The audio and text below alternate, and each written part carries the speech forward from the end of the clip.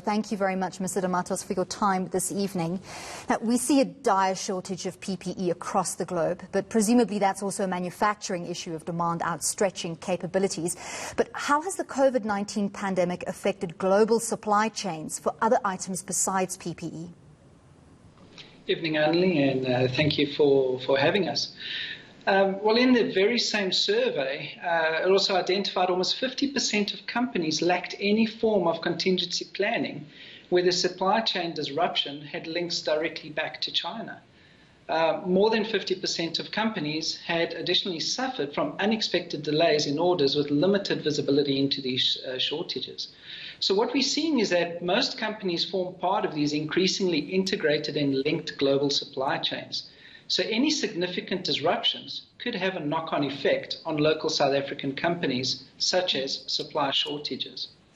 Right, so today ports have heard about the relaxation on some of the regulations, which means they'll be able to operate with a little more fluidity.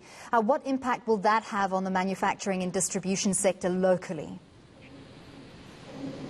I think it's an important question because it really tackles the underlying issue of business continuities. So there are specific steps that manufacturing and distributing sectors can consider to take.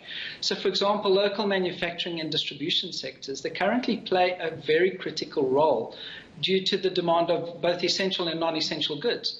So in response to the supply chain disruption, many organizations are now beginning to diversify their supplier base. And that's a very important element certainly for companies in South Africa, because we need to, in essence, decouple ourselves from the supply chains that are currently not effective, and we need to be looking at some local sourcing. So this presents an opportunity for local manufacturers to partner with local suppliers and consider alternate sources for raw materials or intermediary component suppliers. Right, so with an end to lockdown in sight, we're bargaining on 2 weeks, even though that exact date is not set in stone. Manufacturers need to put measures in place now to ensure business continuity once trade resumes. And besides the point that you've already made about linking up with local suppliers, what else can they do to ensure that kind of continuity takes place once the lockdown is lifted?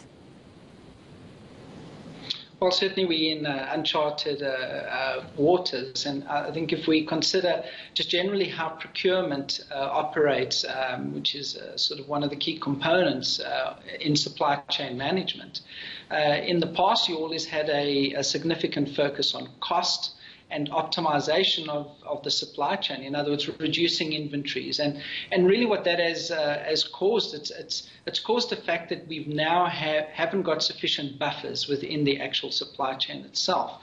So technology systems plays an integral and a key component of this. So organizations have got to be looking at how they can increase their collaboration with their supply chain partners. For example, shared platforms where they can collaborate, share information more readily, and that will put them in a position that they can improve their decision making on the basis of data. So those are key components, and we're certainly going to see in this brave new world as we exit from COVID-19, organizations having to take on technology systems such as enterprise resource planning that can certainly improve the situation to giving manufacturers improved visibility and the reliability on local suppliers and their supply chains. Thank you very much. We were speaking to Paulo de Matos, Chief Product Officer at SYSPRO there.